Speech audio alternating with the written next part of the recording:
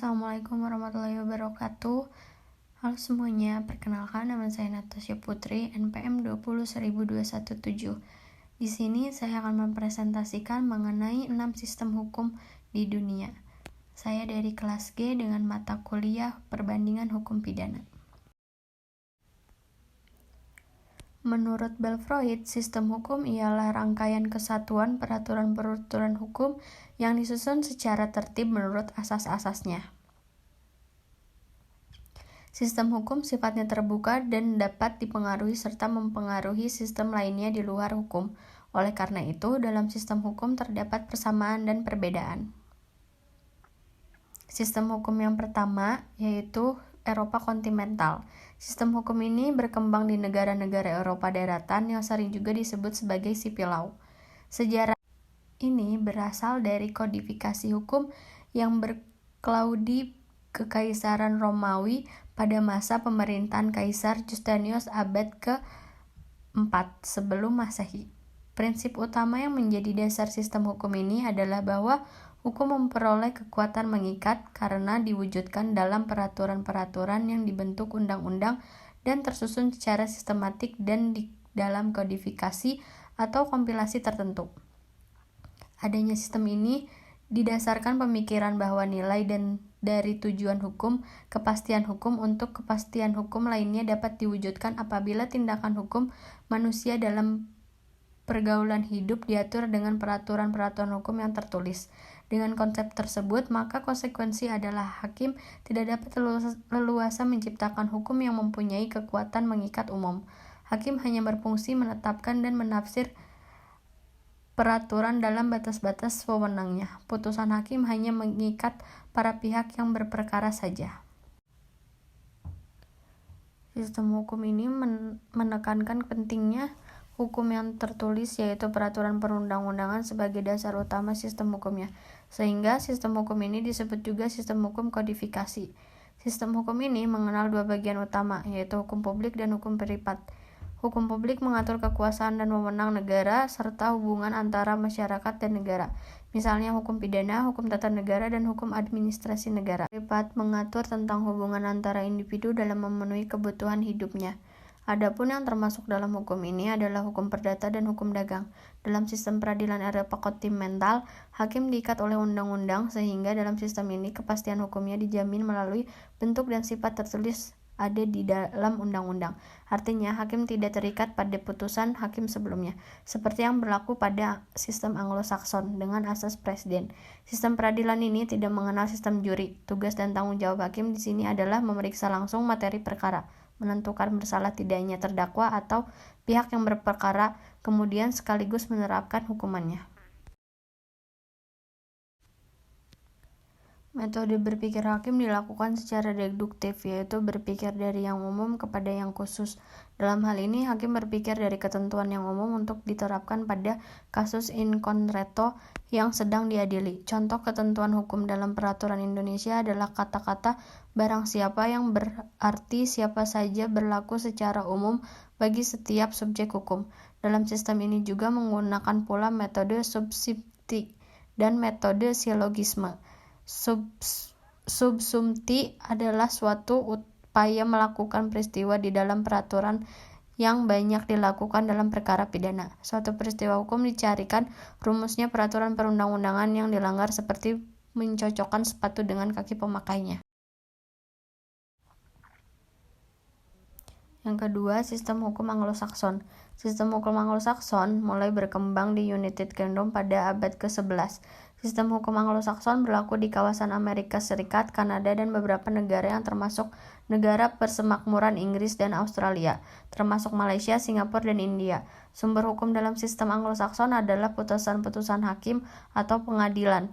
Melalui putusan-putusan hakim yang kemudian mewujudkan kepastian hukum, prinsip-prinsip dan kaidah hukum dibentuk dan menjadi kaidah yang mengikat umum. Sistem hukum Anglo-Sakson menganut doktrin The Doctrine of Precedent atau stare decisis. Doktrin ini berpendapat bahwa dalam memutus suatu perkara, seorang hakim harus mendasarkan putusannya pada prinsip hukum yang sudah ada berdasarkan putusan hakim lain dalam perkara sejenis sebelumnya. Dalam sistem hukum ini, peranan yang diberikan pada seorang hakim tidak hanya sepihak yang bertugas menetapkan dan menafsirkan peraturan-peraturan hukum saja, tetapi hakim juga berperan besar dalam membentuk seluruh tata kehidupan dan menciptakan prinsip-prinsip hukum. Untuk itu, sistem hukum di Eropa kontinental berpandangan bahwa hakim adalah mulut undang-undang. Sementara itu, dalam sistem Anglo-Sakson berpandangan bahwa hakim adalah mulut presiden yang mewajibkan kepadanya bahwa di dalam memutuskan perkara, hakim itu harus selalu mengikuti putusan yang ada terlebih dahulu. Yang ketiga, sistem hukum Islam. Salah satu ciri khas terkuat dari sistem hukum Islam yang membedakan dengan sistem Eropa kontinental dan Anglo-Sakson adalah dasar hukum pelaksanaan yang melandaskan pada kitab suci agama Islam dan ajaran sunnah Nabi Muhammad berupa Al-Quran dan Al-Hadis. Berdasarkan sunnah hukum Islam adalah hukum yang statis dan tidak mungkin dilakukan amandemen seperti pada sistem Eropa kontinental dan Anglo-Sakson. Namun perubahan dalam hukum Islam bisa dilakukan dengan metode penafsiran berdasarkan pada keilmuan dalam tradisi hukum Islam, seperti melalui fikih, usul fikih, umul hadis, melalui metode ijtihad yang telah ditentukan ulama dan para ahli fikih. Selanjutnya, sistem hukum sosialis. Sistem hukum sosialis adalah sebuah sistem hukum yang didasari oleh ideologi komunis. Sistem ini berorientasi sosialis, yakni meletakkan pondasi pada ideologi negara komunis dengan semangat pada minimalisasi hak-hak pribadi. Selain itu, negara juga menjadi pengatur dan pendistribusi hak serta kewajiban warga negaranya, sehingga pada sistem hukum ini kepentingan pribadi melebur dalam kepentingan bersama. Ada beberapa negara yang menerapkan sistem hukum sosialis, contohnya Bulgaria, Yugoslavia, Kuba, dan negara-negara bekas jajahan Uni Soviet. Sistem hukum Asia Timur jauh. Ciri utama dari Far Islam sistem adalah menekankan harmoni dan tatanan sosial. Artinya sistem ini selalu berusaha untuk memperkuat harmoni dan tatanan sosial dan tidak mempunyai hadirnya konflik secara terbuka. Hal tersebut disebabkan karena konflik terbuka cenderung mendorong lahirnya sistem disintegrasi dan memecah tatanan sosial. Akibatnya, dalam sistem ini, masyarakat menghindari proses litigasi hukum dan lebih memilih menyelesaikan konflik melalui non-hukum. Sistem hukum Asia Timur jauh dipraktikkan di Jepang, Malta, Filipina, Sri Lanka, Swaziland, dan lainnya. Dan yang terakhir, hukum sub-Sahara atau African Law System. African Law System adalah sistem hukum yang berorientasi pada komunitas. Dalam arti lain, semua hal yang berkaitan dengan solidaritas sosial dari suatu komunitas menjadi aturan hukum yang disepakati bersama untuk dijalankan, ditaati, dan dipatuhi bersama.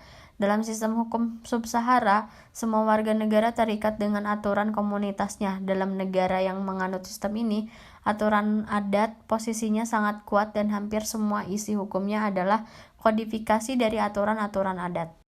Kesimpulannya, dapat disimpulkan bahwa sistem hukum adalah produk sejarah yang sangat dipengaruhi oleh masyarakat. Hal tersebut terjadi karena masyarakatlah yang menemukan hukum dalam praktik dan menjadi alasan mengapa hukum tidak dapat dilepaskan dari masyarakat. Adapun setidaknya terdapat 6 sistem hukum utama yang berlaku di dunia, yaitu Eropa kontinental, Anglo-Sakson, hukum Islam, hukum sosialis, hukum sub-Sahara, dan hukum Asia Timur jauh.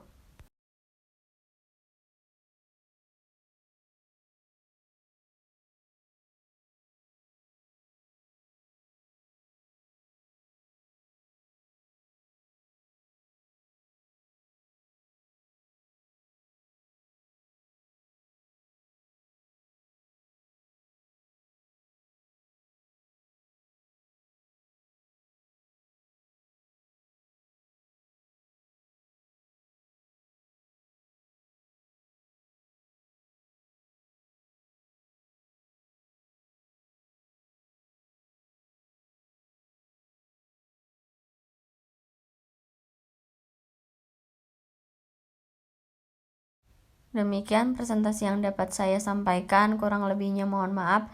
Wassalamualaikum warahmatullahi wabarakatuh.